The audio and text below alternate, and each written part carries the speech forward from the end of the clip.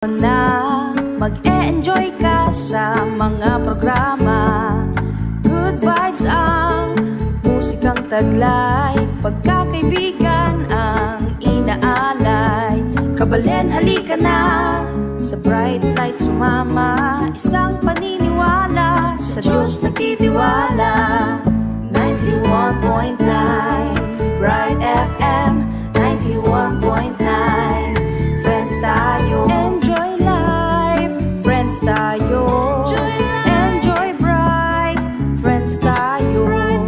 Enjoy bright, friends tayo. Enjoy life, friends tayo. Enjoy life, friends tayo. Enjoy bright, friends tayo. Bright FM, friends tayo. Sa 91.9 Friends tayo. 91.9 Bright FM, 91.9 Friends tayo. 91.9 Bright FM, 91.9 Bright FM, Friends tayo.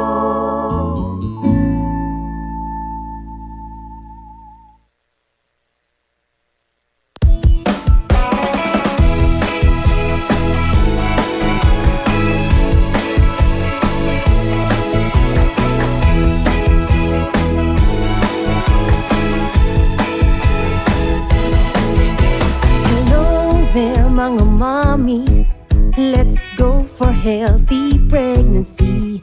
Tamang pagkain ang dapat para malusog kayo ni baby. Remember mga nanay, breastfeeding malaking bagay.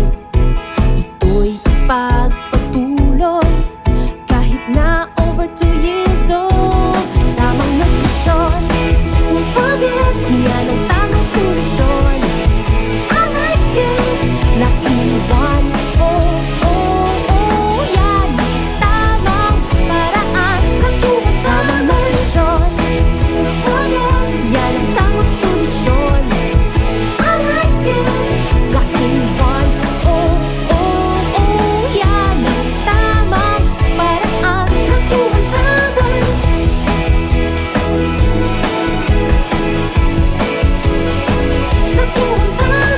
Ang iyong little girl or boy, sustansya'y dapat puno. Susi sa tamang paglaki, go grow food na handa mo. First 1,000 days importante, healthy eating para kampante. Paghandaan nutrition ni baby, makinig sa sinasabi. Tamang nutrisyon, yan ang tamang solusyon. I like it, Lucky One. Oh, oh, oh, yan ang tamang paraan ng tamang nutrisyon. Yan ang tamang solusyon. I like it, Lucky One. Oh, oh, oh, yan ang tamang paraan ng 2,000. Lucky One. Oh, oh, oh, yan ang tamang paraan ng 2,000.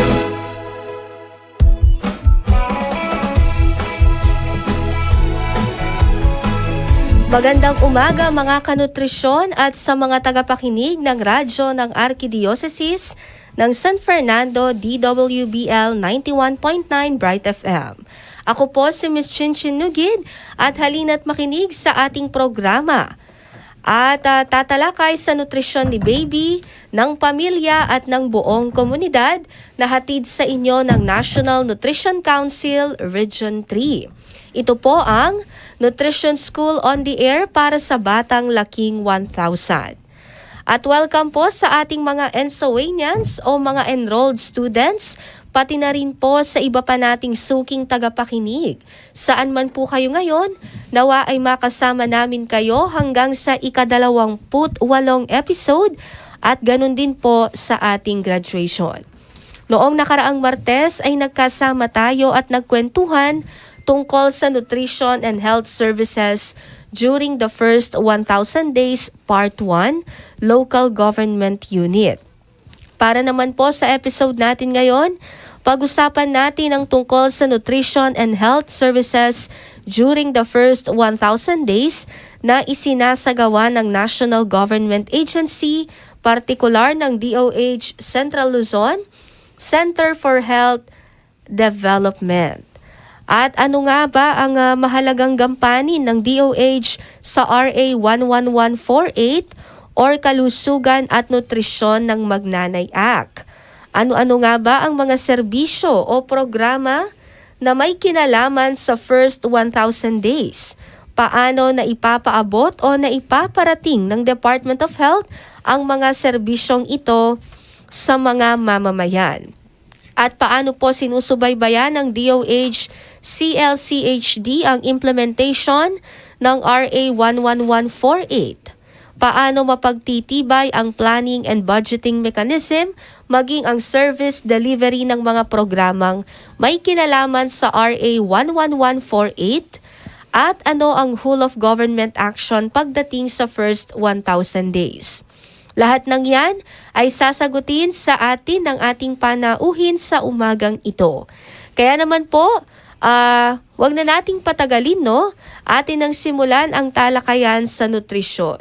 Pero bago po yan, syempre kilalanin muna natin ang magiging co-anchor ko sa araw na ito, ang Nutrition Officer 3 na si Miss Angelita M. Pasos, mula po sa National Nutrition Council Region 3. Isang magandang umaga sa iyo, Miss Angie.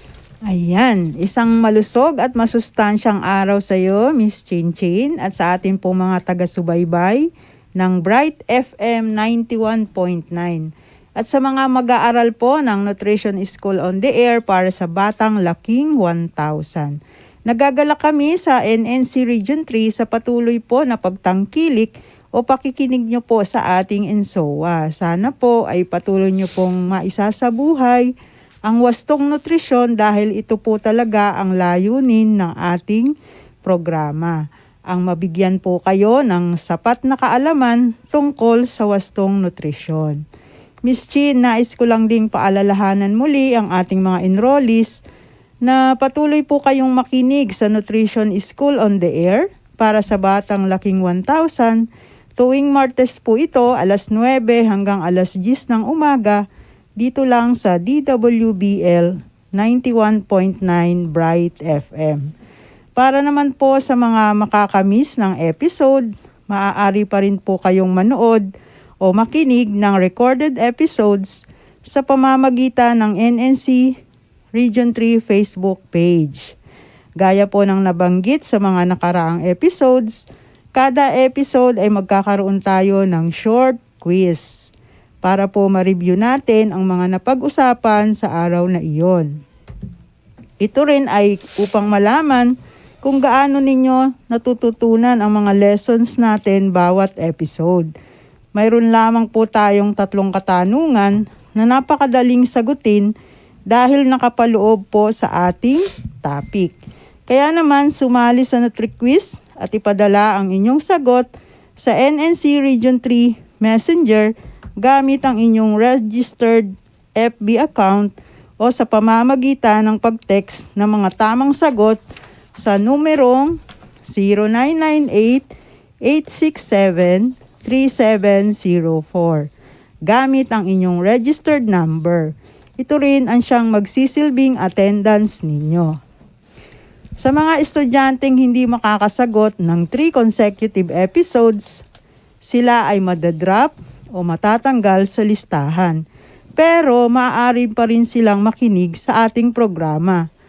Nais ko pong ipaalalang muli na bukod sa mga papremyo na makukuha ninyo, kung tama ang inyong mga kasagutan sa NutriQuiz, ay may papremyo din po ang NNC Region 3 sa barangay na may pinakamaraming nakinig.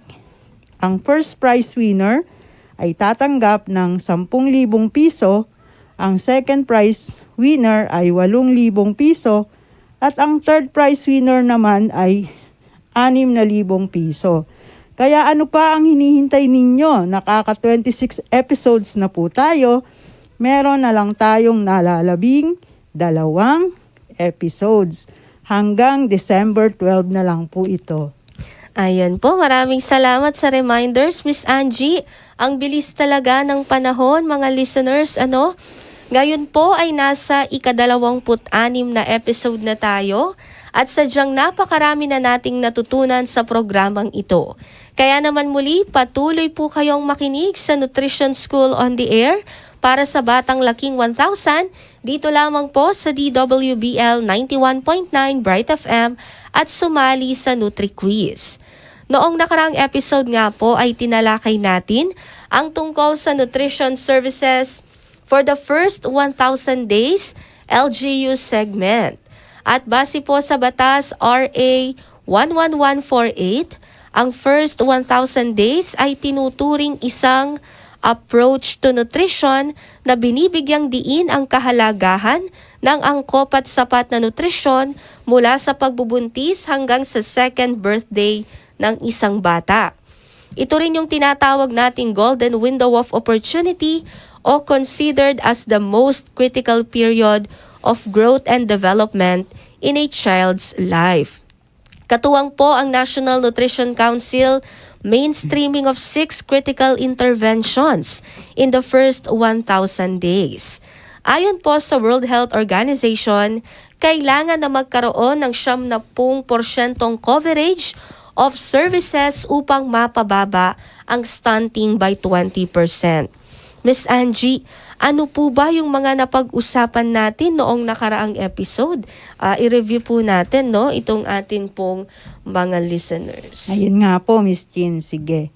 So, kaugnay po ng discussion natin last episode, binigyang liwanag na dapat din daw pong pangalagaan ang kalusugan at nutrisyon ni Mami bago, habang at pagkatapos magbuntis.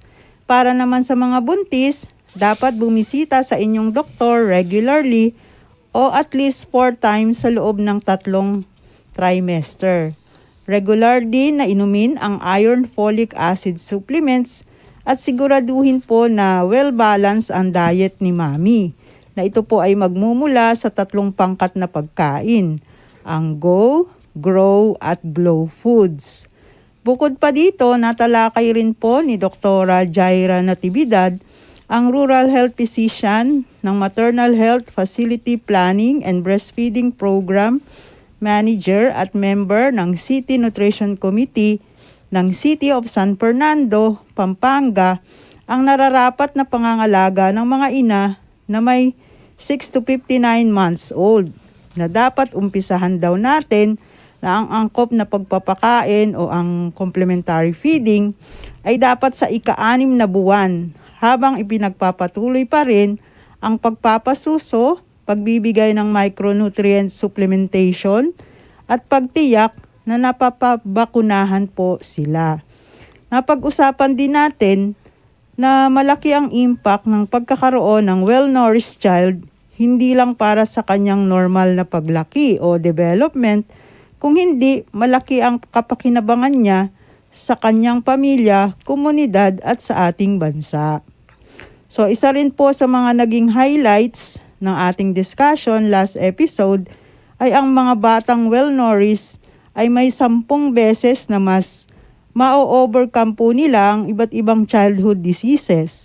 So magkakaroon sila ng mas mataas na grado sa eskwelahan, mas magiging produktibo sa panahon na siya ay nagtatrabaho bilang adult, at ito ay masusukat po natin sa sahod na kanyang natatanggap.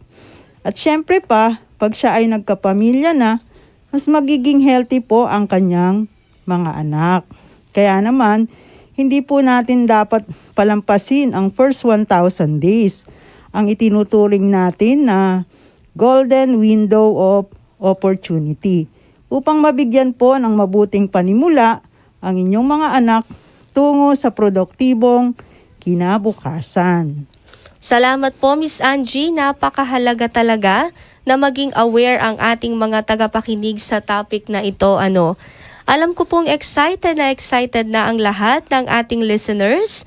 Kaya naman, atin na pong simulan ang talakayan sa umagang ito. At bago po tayo dumiretso doon, no, ay tayo muna ay magkakaroon ng break, no, at sa ating pagbabalik ay kikilalanin natin ang ating guest speaker sa episode na ito. Kaya naman listeners, wag muna kayong lilipat ng estasyon at paniguradong marami kayong matututunan ngayong umaga. Kami po ay magbabalik makalipas ang ilang mga paalala. 1, 2, 3, wash sa Ariel 3P. Super tipid, 650, kada laba. 1, 2, 3, wash ang Ariel 3P.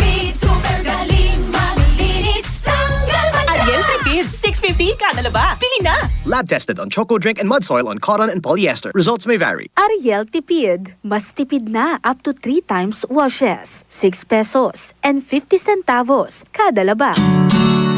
Ang Philippine Plan of Action for Nutrition ay tugon ng bansa sa malnutrisyon. Ito ang nagbibigay ng balangkas para sa pagpapabuti ng nutritional status ng mga Pilipino. At bilang mabuting mamamayan na nais makibahagi sa PIPAN, gawin ang mga sumusunod. Bumisita sa health center para sa mga serbisyong pangkalusugan, lalo na ang mga buntis at bata. Para sa mga nagpapasuso, tiyakin na may sapat na nutrisyon. Maging modelo ng tamang nutrisyon sa inyong pamilya. Magkaroon ng food garden sa bahay at mag-volunteer sa inyong barangay sa paghahatid ng mga serbisyo. Bumuti na ang iyong nutrisyon, nakatulong ka pa sa kapwa mo. Suportahan ang Philippine Plan of Action for Nutrition o PIPAN. Maging kampyon ng nutrisyon. Mensahe mula sa National Nutrition Council ng DOH.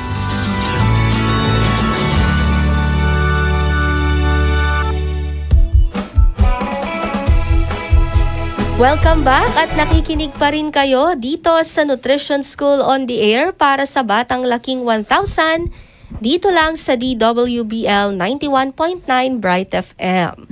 Kasama ko pa rin sa umagang ito ang aking co-anchor na si Miss Angelita M. Pasos, ang Nutrition Officer 3 ng NNC Region 3. Mga kanutrisyon, maghanda na kayong matuto ukol sa wastong nutrisyon sa umagang ito. Dahil sisimulan na natin ang ating talakayan. Miss Angie, maaari mo bang ipakilala ang ating panauhin para sa umagang ito na talaga namang kilalang-kilala na natin to for sure? Oo nga, sure Miss Jean. At syempre, hindi naman pwedeng hindi natin ipapakilala at suki na natin, no? So, at alam ko rin gaya rin po ng ating mga tagapakinig, excited na po tayong pag-usapan ang tungkol sa topic natin ngayong araw na ito. Kung kaya naman, hayaan nyo pong ipakilala ko sa inyo ang ating pong makakasama sa umagang ito. Siya po ang nutritionist dietitian ng Department of Health, Central Luzon Center for Health Development na matatagpuan po natin sa Diosdado Macapagal Government Center sa Maimpis, City of San Fernando, Pampanga. Siya rin po ang chairperson ng Regional Nutrition Monitoring and Evaluation Team. So muling nagbabalik upang makasama natin sa araw na ito, walang iba kundi si Miss Margarita C. Santos Natividad. Okay, maraming salamat Miss Angie. Miss Jean, isang magandang umaga. Sa atin pong mga tagapakinig, isang makadiyos at malusog na umaga po sa ating lahat. Although alam ko naman po na mula pa nung umpisa, no, talaga pong puspos na yung kaalaman na naibigay natin tungkol po doon sa tinatawag nating first 1,000 days. But this time, parang this is just only a sort of review, no? Sabi nga po, ang pagpapaalala ay gamot sa taong nakakalimot. Kaya po, uulitin po natin kung meron man po tayong mga bagay-bagay na nakalimutan. So this is now the right time para po ulitin natin at pag-usapan po natin kung ano man po yung ating konting naalala when it comes to first 1,000 days. Ayan po, maraming salamat Miss Marge at welcome pong muli dito sa ENSOA para sa Batang Laking 1000. Miss Marge at Miss Angie, bago po natin talakayin ang mga serbisyong binibigay ng ating Central Luzon Center for Health Development ng Department of Health, bakit nga ba isinusulong ng National Nutrition Council ang mga programa at proyekto na may kaugnayan sa first 1,000 days? Ayun nga, Miss Jean. Oo, base sa mga nagdaang episode, ang first 1,000 days ay tinuturing na isang national strategy for better nutrition na binibigyan din ng kahalagahan ang angkop at sapat na nutrisyon para sa pagbubuntis hanggang birthday, hanggang sa ikalawang birthday ng isang bata. Ito rin yung tinatawag nating golden window of opportunity o considered as the most critical period of growth and development in a child's life. Kaya napakahalaga po nito dahil ang NNC ay kaakibat nga sa nutrition, no, sa pagpapalaganap ng wastong nutrition, kaya hindi pwedeng i-etsyapera ito ng NNC. Tama po kayo dyan, Miss Angie, no? At napakahalaga po talaga na alamin natin kung bakit kailangang bigyang pansin ang first 1,000 days of life ni baby dahil malaki ang magiging impact nito sa kanyang pamilya, komunidad at sa ating bansa. Ngayon po ay pakinggan naman natin yung mga aksyon o services na isinasagawa ng ating Department of Health, Center for Health Development dito po sa Gitnang Luzon. Miss Marge, ano po ba ang roles ng Department of Health parte sa RA 11148 na isang batas na maituturing para sa siguradong kalusugan at nutrisyon ng magnanay? Okay. So, ang unang-una po muna nating gawin is i-review muna natin bakit meron po tayong Republic Act 11148. Okay, base po sa datos na meron tayo ngayon, no, nakikita po natin na tumataas or mataas ang bilang ng batang tinatawag po natin na mababa ang kanyang taas base po sa kanyang edad. Okay? So, ito po yung tinatawag natin na stunting. No? So, kailangan, pag po kasi stunting, kailangan po talaga is umaksyon tayo kaagad kasi ito po yung isang indikasyon na ito pong mga batang stunting na to, definitely, the cognitive development is also affected.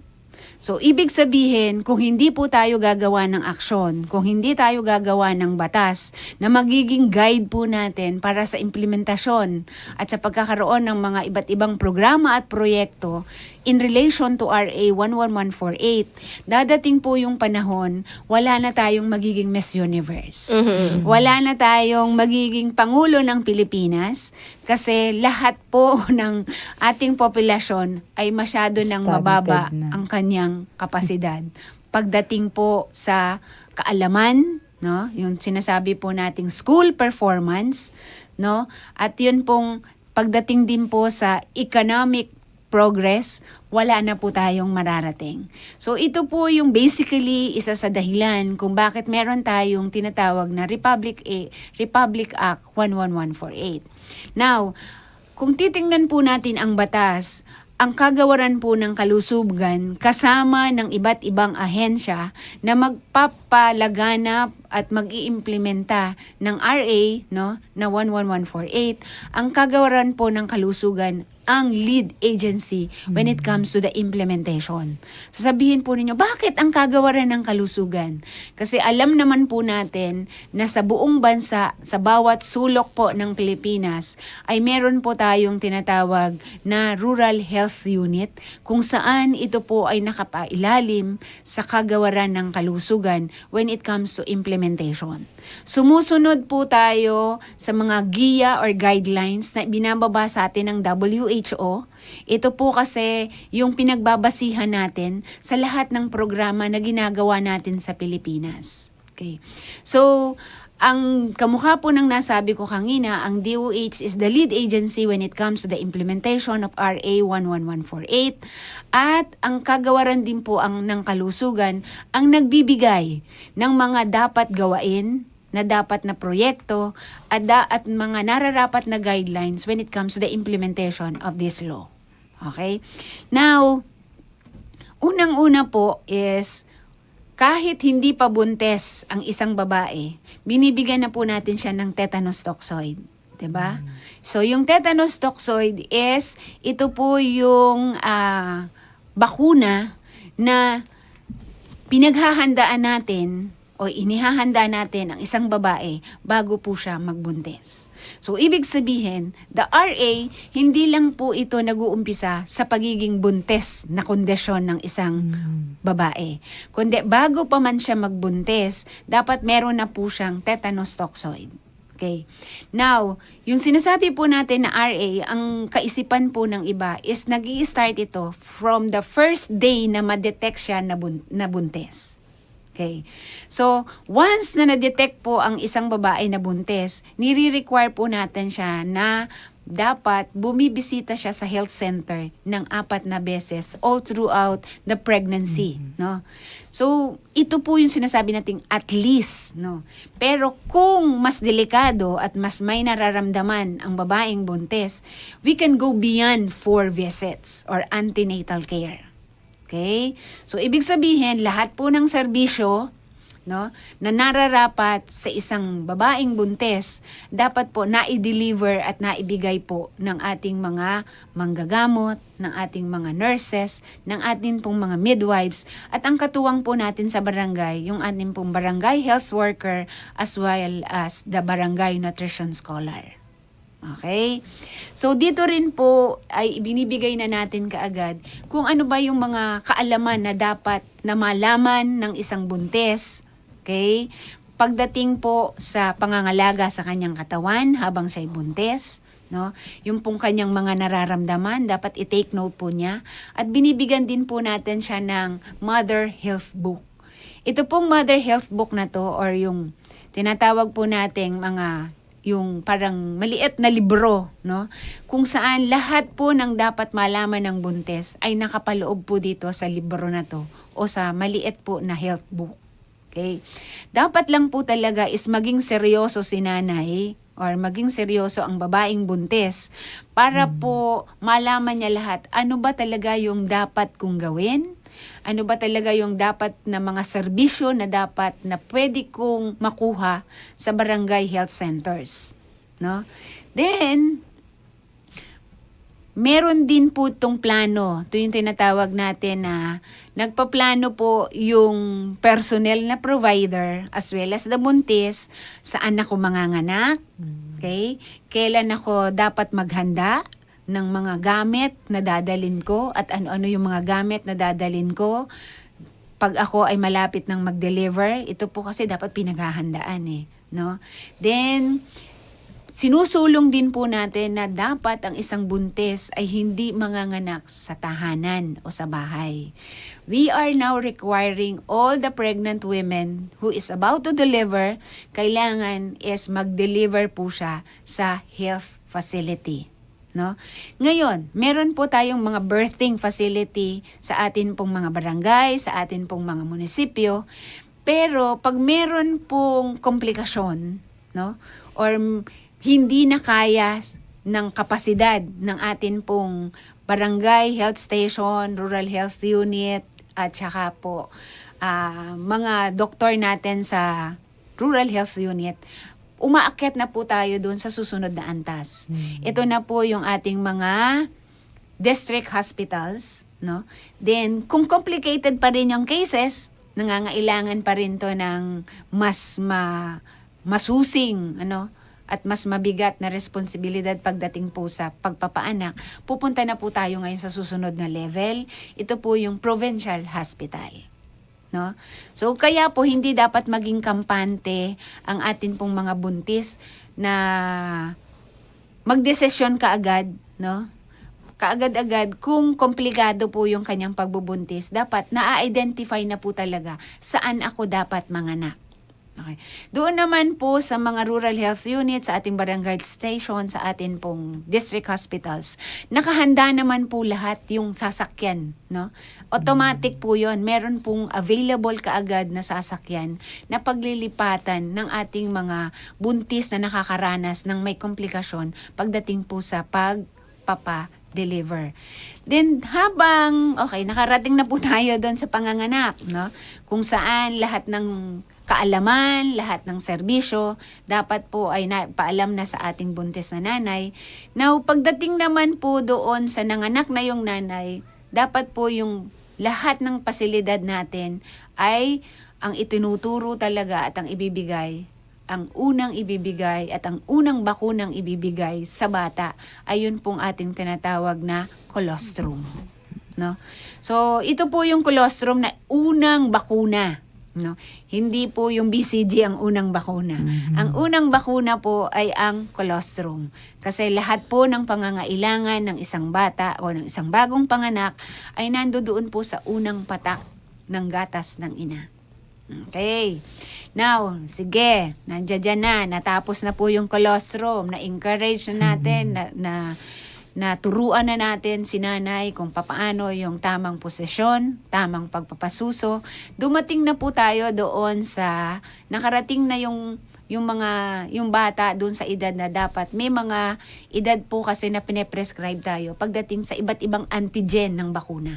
No? So lahat po 'yan dapat ay naibibigay din ng ating health centers. Okay? Then dumating na po yung bata na 6 na buwan. Yan. So exclusive po tayo, no? From 0 to 6 months. After completing 6 months, that's the time we're going now to introduce solid foods o yung pong karagdagang pagkain. Bakit kailangan magbigay ng karagdagang pagkain? Kasi po, ang gatas po ng ina ay hindi na enough or hindi na sufficient yung kanyang nutrients para dun sa lumalaking bata. That's the reason why we encourage the mother and we teach the mother kung ano ba yung mga dapat ipakain sa ganung edad. Bawat edad po, no, habang lumalaki yung bata, dumadami, tumataas ang micronutrient needs, no? At ito po ay itinuturong lahat sa nanay. Okay? Pero yung nanay, after delivery, nire-require pa rin po natin siya na bumisita sa health centers. No? Yun pong postpartum care. Okay. Postpartum care, sabay po sila ng bata, pupunta sa center, no? Para mabisita ulit natin yung mga nanganak na nanay at malaman po natin ano na ba yung kanyang kondisyon, ano ba yung kanyang nararamdaman, ano ba yung dapat ibigay. So, nandiyan na po yung mga micronutrient supplementation. Now, yung pong batang 6 months at tumaas na siya, lumaki na siya, hindi na po natin siya dapat kalimutan, no? Yung mga tamang pagkain. Okay. Mga tamang pagkain, ito po kasi yung edad na sinasabi natin na kailangan talagang bigyan natin ng isang makatotohanan, no, na pansin. Kasi yung kamukha po ng pinopromote natin, yung first 1,000 days is the golden window of opportunity. Dito po nakasalala yung magiging kinabukasan at magiging estado nung batang lumalaki. Para po pag dumating yung panahon na siya'y mag-aaral na, hindi naman po siya, sabi nga, susunga-sunga sa eskwelahan, no? So, kailangan is, yun pong talino ay talagang dapat nating pagtuunan ng pansin. At ito po ay nakukuha natin sa tamang nutrisyon, no? So, doon po muna natin, baka masyado ng punong-puno ng impormasyon, okay? So, maririnig po natin sa ating mga tagapakinig siguro mamaya, no? Kung meron man po silang katanungan. Pero yun pong first 1,000 days is dadagdagan pa natin. Ano lang po yun, parang intro pa lang siya. Okay, Yes. ng different services. Okay. Ayun nga po. At Miss Marge, meron pa po bang mga partikular na serbisyong pangkalusugan at pangnutrisyon po ang inilalaan po ng inyong ahensya na nakapaloob po sa RA 11148? Okay po. Doon po tayo after po ng delivery, no, yung hanggang 72 oras na nakapanganak si nanay, dapat po ang bata ay magkaroon o ma-submit po natin for newborn screening. So yung newborn screening, ito po yung makaka-detect kung meron pong diferensya yung ating anak. Napaka-importante po ito. Kasi para magawan po ito kaagad ng solusyon, just in case magkaroon man to ng ng findings, no? Pwede naman po itong malunasan kaagad-agad. Kaya po ini-encourage namin ang ating mga magulang na nanay na kaagad isubmit yung bata sa first 1,000 day. Ay, sa newborn screening. Okay.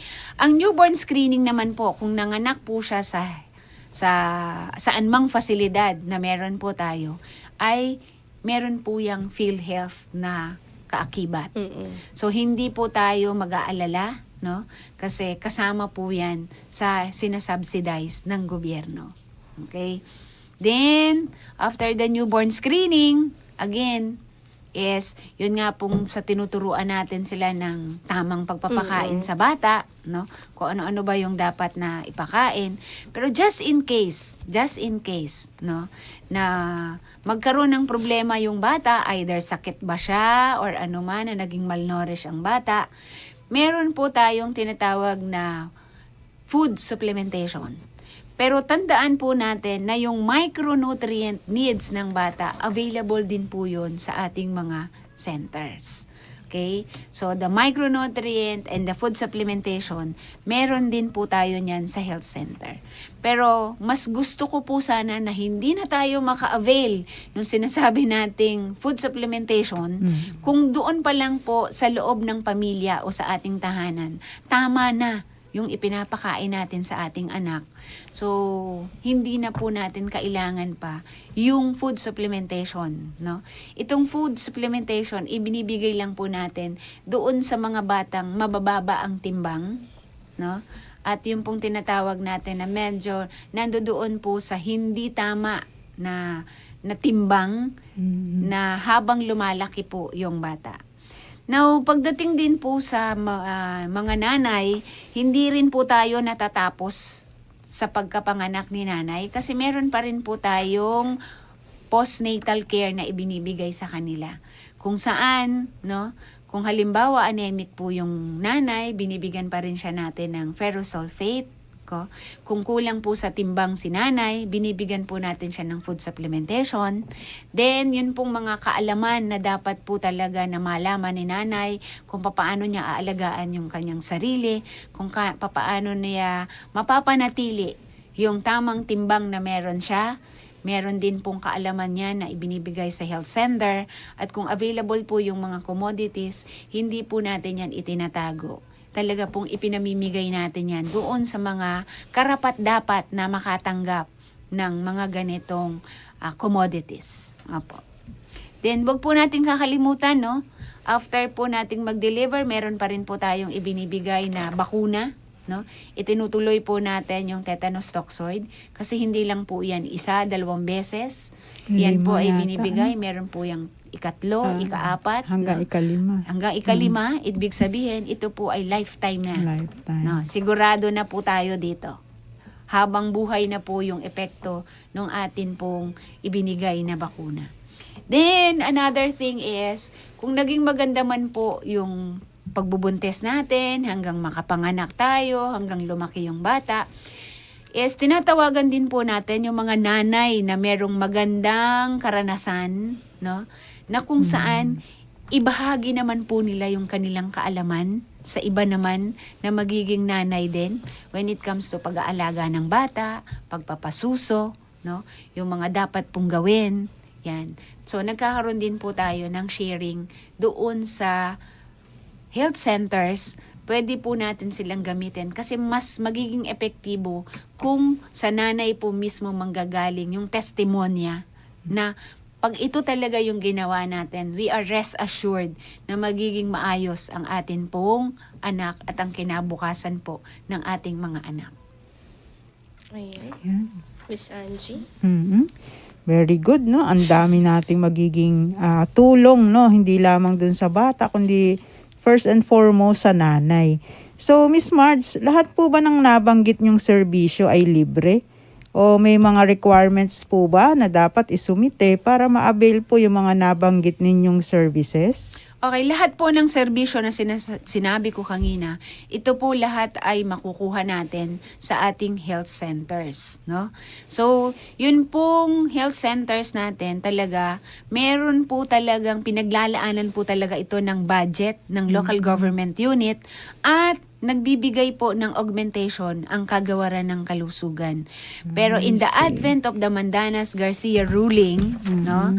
So, ang sinasabi nga po ng batas ng Mandanas-Garcia, tumaas ang pondo ng local government unit, no? So, binigyan na po sila ngayon ng karapatan, okay, na lahat po ng serbisyo na to dapat po talaga ay available sa ating rural health unit, barangay health stations, at iba't ibang ospital po na meron po tayo sa ating lugar. Ayun, so ganun pala, no? So, follow-up question na lang po. So, sabi nga natin, kailangan talagang malaman natin ang kahalagahan ng mga services na ipinaliwanag mo, Miss Marge, no? So, ang tanong na lang po meron po bang additional directives na ini-issue para sa mga LGUs para gawin ito? Okay. So, ibig pong sabihin nito, meron kasi tayong national law.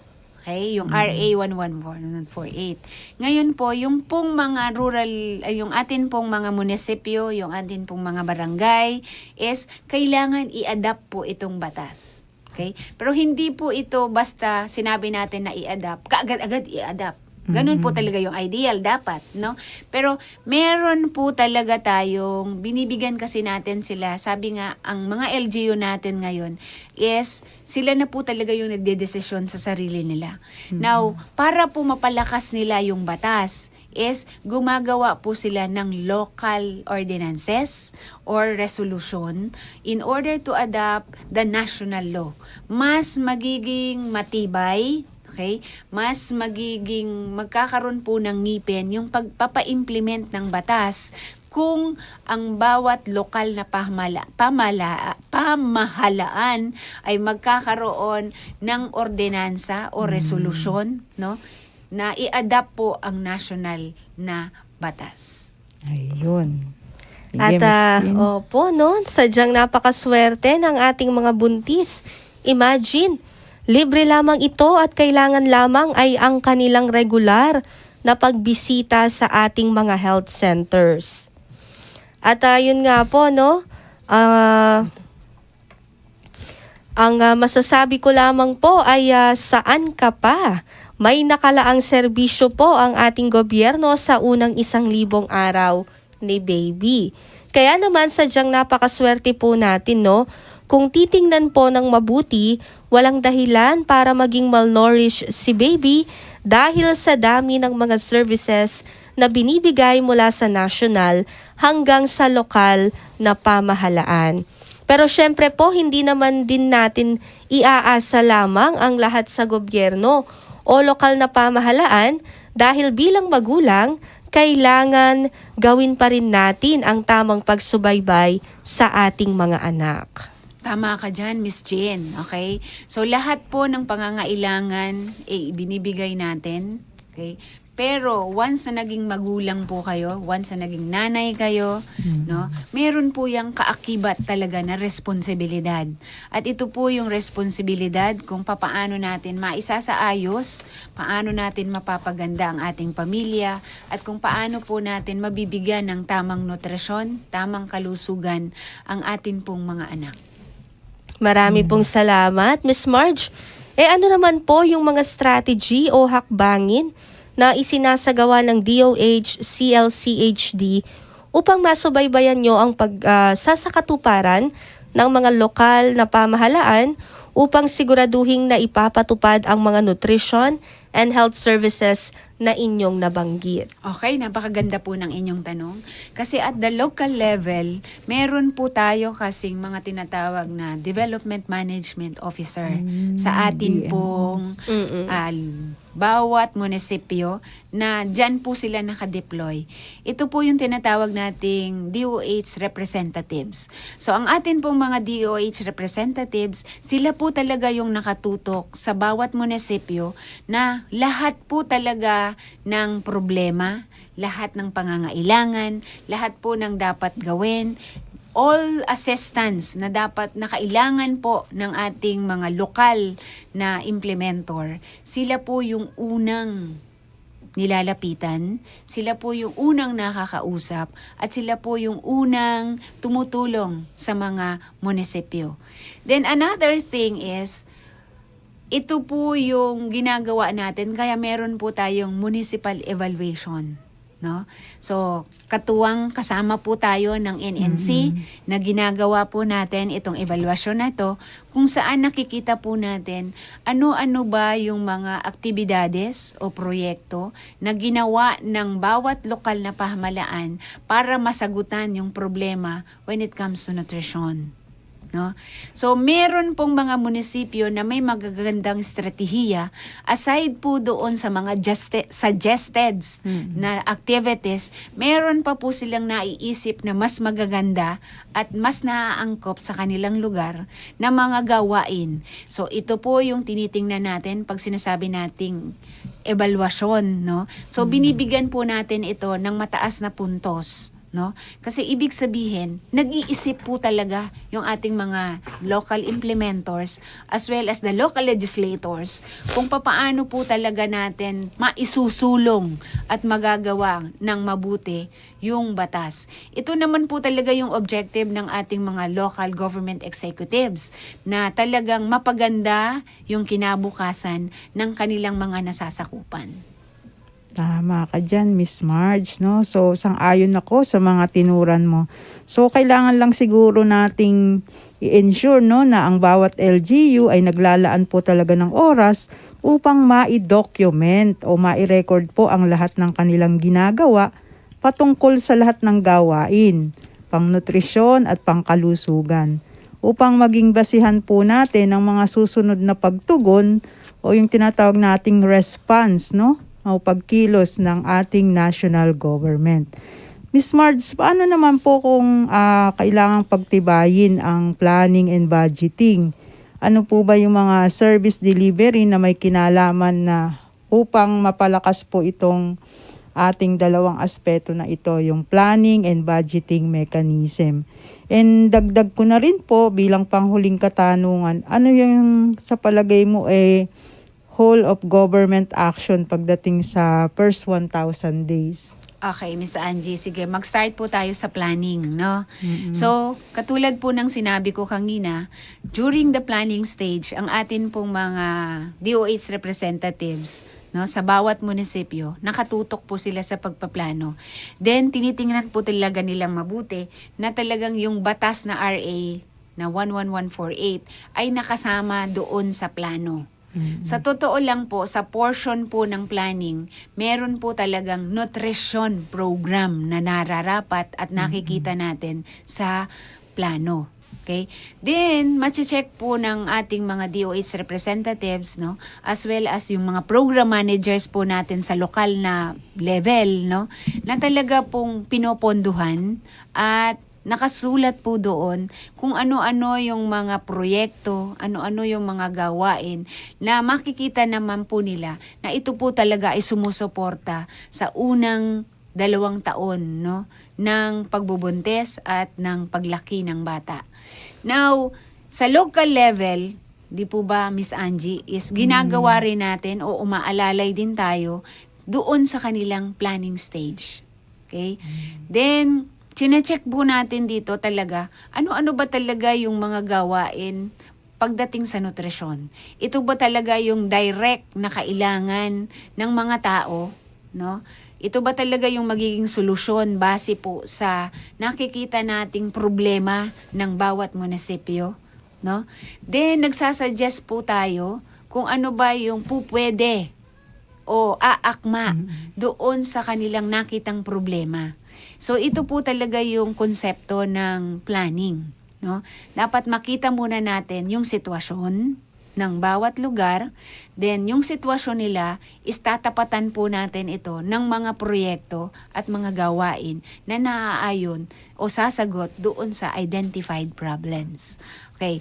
Then at the regional level naman po, bago naman po iyan talaga ma-implement, nire-review po yan ng isang unit ng kagawaran ng kalusugan. Yun po yung tinatawag natin na meron silang pagre-review sa local investment plan, no? kung saan, halimbawa, ito po yung gawain o ito yung pinlano ng lokal na pamahalaan at medyo nagkakaroon ng shortage when it comes to funding, no? So, diyan po ulit pumapasok yung kagawaran. Nagbibigay po ulit siya ng karagdagang pondo para masagutan yung problema na sa tingin po talaga ng mga implementor, ito talaga yung dapat na mangyari. Ito talaga yung dapat nating ibigay para masagutan natin yung existing problems doon sa munisipyo or sa lokal na pamahalaan. Oo nga, salamat Miss Marge, no. Alam ko yung LIPH nila, no, yung Mayroon kanilang niyang deliberation. Oo, kailangan nilang i-present 'yun at kailangan nilang i-fight na 'yun talaga yung kailangan para din kasama ang nutrition. Oo po, maraming salamat po Miss Marge.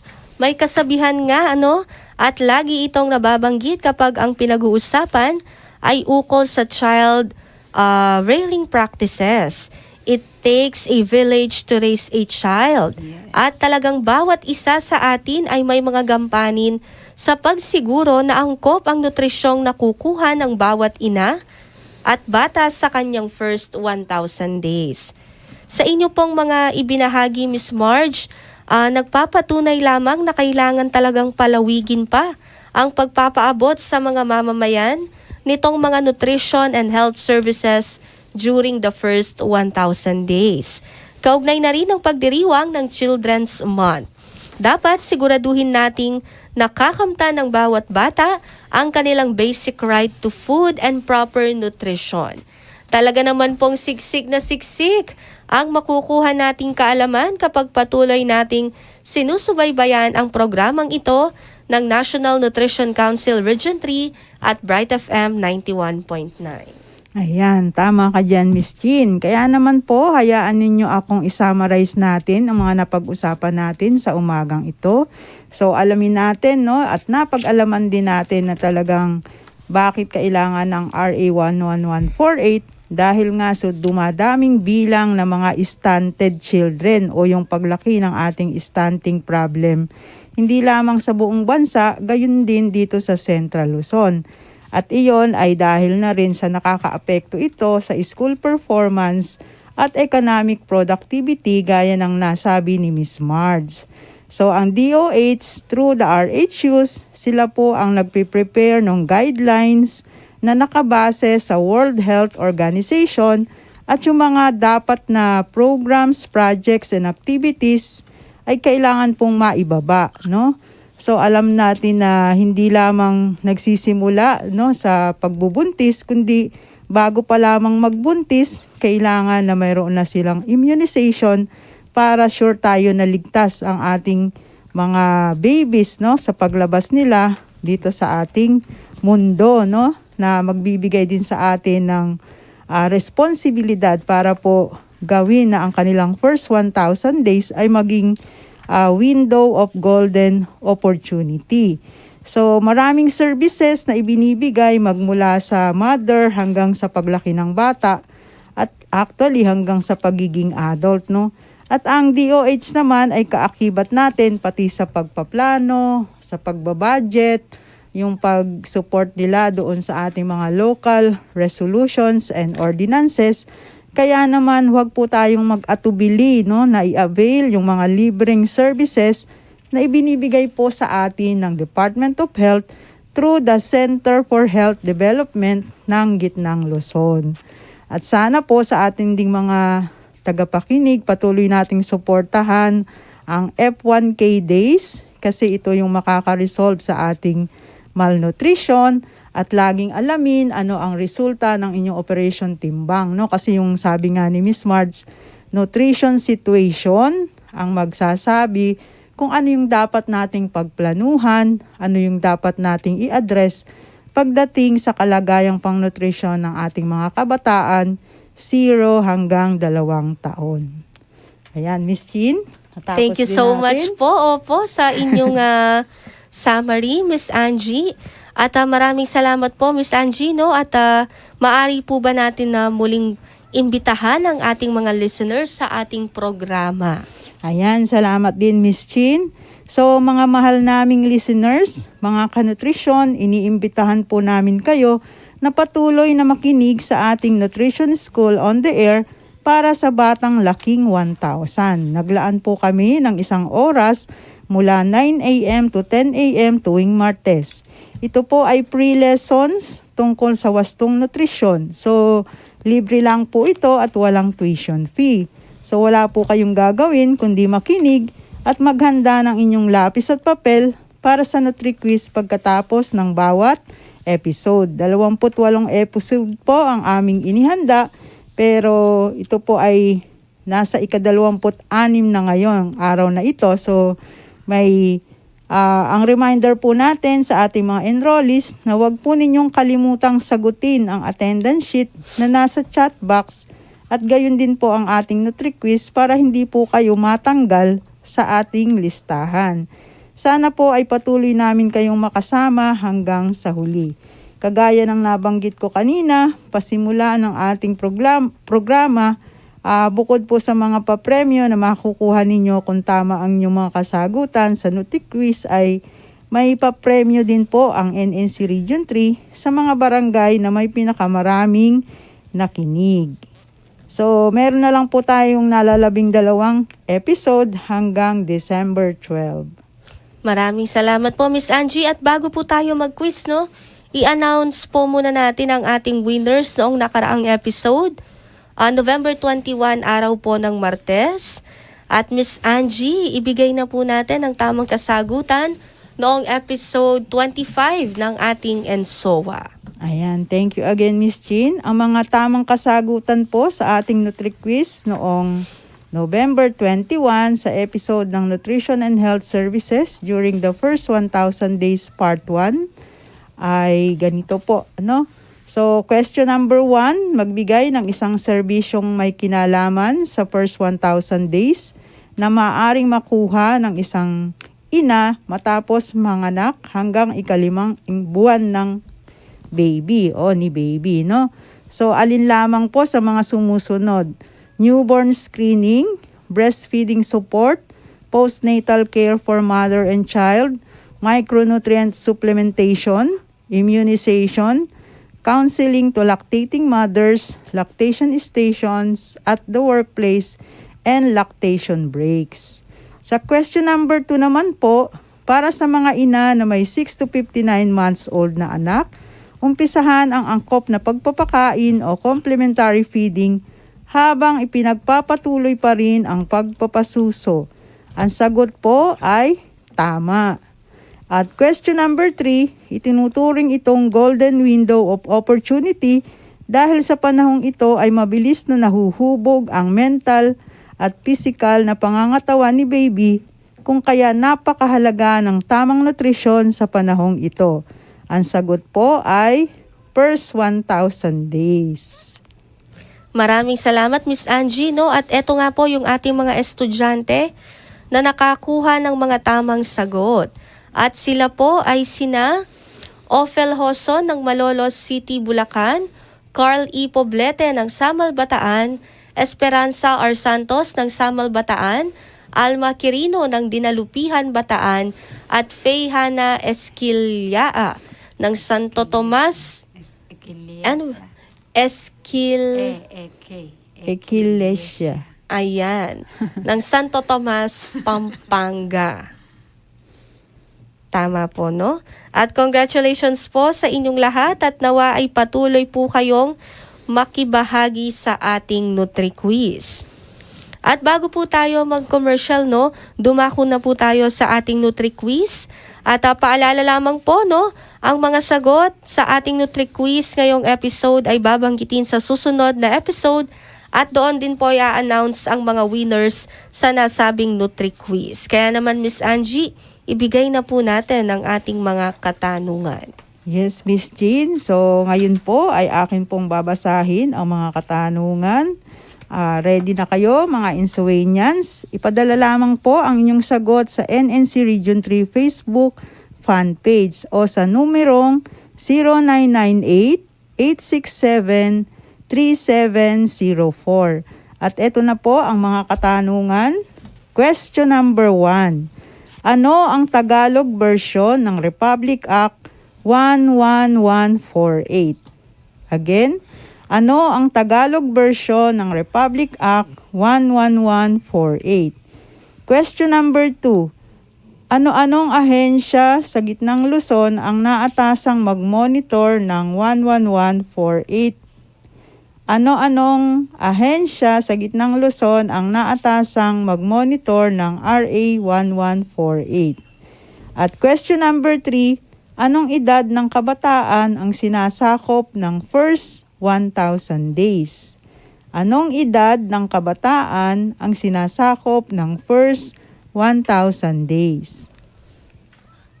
Okay, Miss Jean? At ayun nga po, no, ang ating Nutri-Quiz sa episode na ito. At magbabalik po ang ating programa makalipas po ang ilang mga paalala. Ayan. Maluwag pa. Sige, pasok lang. 10 yan, 10. Kasya pa, kaya yan. 20 yan na, oh. Kunting usog pa. 30 na. Kahit umuulan, siksikan ng bango ang damit with Downy Antibac Kontra Kulob. May 4-in-1 kulob solution with 4 anti-kulob ingredients. Kaya may bangong sun-dried freshness. Kahit Shh, dikit-dikit pa. O yung mga pantalon dyan, konting usog para magkasya yung mga brief. Bangong sun-dried freshness kahit dikit-dikit with Downy Antibac kontra kulo. Programang pangkalusugan ba ang hanap mo? Natututok sa halaga ng gatas ni Mommy kay baby? Halina't makinig sa Nutrition School on the Air para sa Batang Laking 1,000, ang programa sa radyo ng National Nutrition Council Region 3. Tuwing Martes at Biyernes, alas 9 hanggang alas 10 ng umaga. Dito lang sa DWBL 91.9 Bright FM.